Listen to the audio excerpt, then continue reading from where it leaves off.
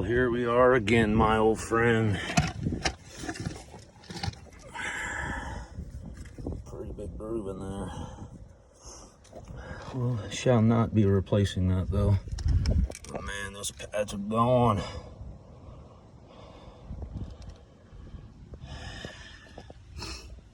Okay, got plenty of pads in stock here.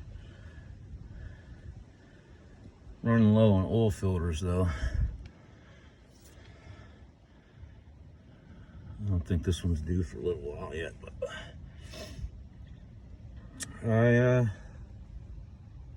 let's see if I can get some more video in here about this. Pretty easy job. Just take these two bolts out, top and bottom.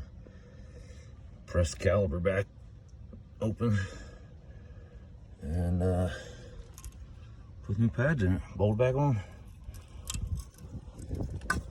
Love you, bye.